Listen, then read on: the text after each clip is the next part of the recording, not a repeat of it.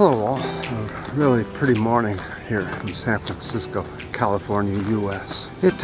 We had some acid rain, well acid drizzle last night, and unfortunately it burned out most of the flowers. I've spent a lot of time looking for them. I found some that are still around. Let's talk about the environment today. First of all, here in the US, April was the coldest April in years, but May was the hottest May on record. My point here is that we're losing our stable weather.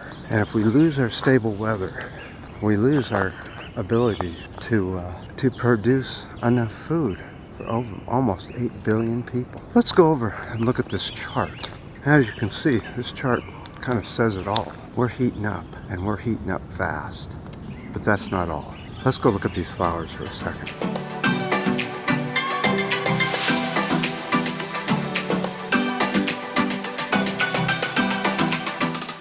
So because these storms are getting bigger and bigger and more ferocious, they're trying to get a category 6 for hurricanes. Details aren't quite out yet, whether this will happen or not. But they're saying it definitely needs to, because of the amount of category 5s we're having are too many and needs to go to another category even higher. So I have a graph here I'm going to show you where it shows the intensity of the hurricanes are growing very quickly. They aren't growing in numbers, they're just growing in intensity. So what makes a hurricane work, it has to have low wind shear and lots of moisture. If you get lots of dry air in the upper air mass, it won't feed it correctly and it'll just die out or become a tropical depression. One more issue with that weather thing.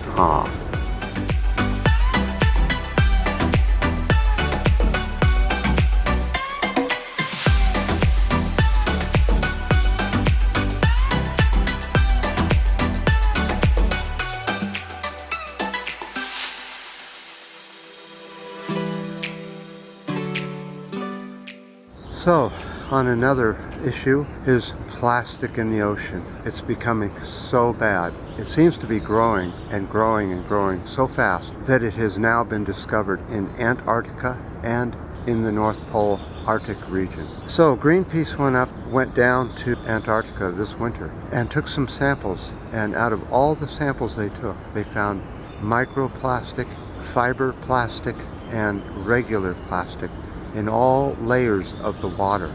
In fact, Greenpeace is calling it a garbage patch in the Antarctic. I guess that will start swirling around the continent. Water just dripped on my paper. I guess the drizzle hasn't quit quite yet.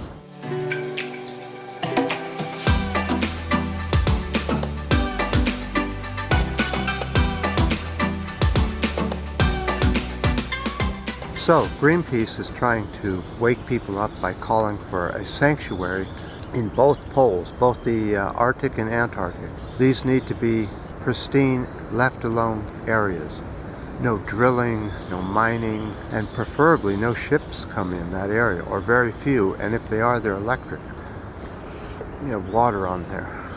So, I don't know how this can be done, considering that this morning, the Orange Man, the US president, walked out of the G8 just before they started talking about the environmental issues. So much to talk about here. Another thing that's happening is the Orange Man has allocated $400 million to begin infrastructure building in the pristine Arctic wilderness. So there goes the Arctic wilderness. Roads, platforms, small villages and towns will be built along with all the roads that's needed for drilling and fracking and all that.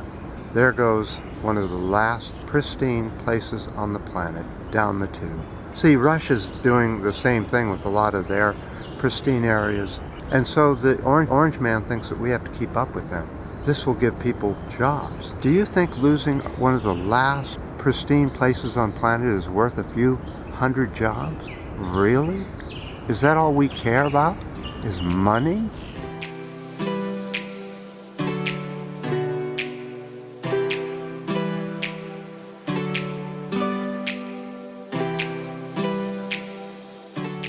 I know, a lot in one video, but there's a lot to talk about. And this is just barely touching the surface. French beekeepers have tested over 200 hives and have found that every single hive's honey is contaminated with glyphosate. Now, if you remember, that's a weed killer that's widely used both in Europe and the US. And unfortunately, France is one of the biggest users of glyphosate. You guys need to get rid of this horrible weed killer. It's terrible. Scientists now are almost positive it's a cancer-causing agent. We know that the bees are becoming less and less. It's hard to find a big batch of honeybees anymore. And what hives there are left are dwindling fast. Isn't it worth getting rid of a lousy weed killer to save the environment of our pollinators? Come on, please.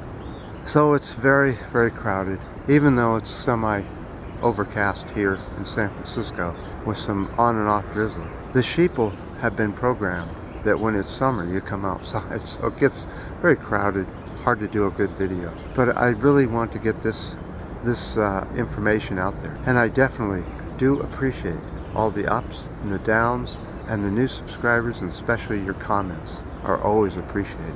So go up to the comments section and have at it. What do you think about the US destroying one of its last pristine wilderness areas? Until next time.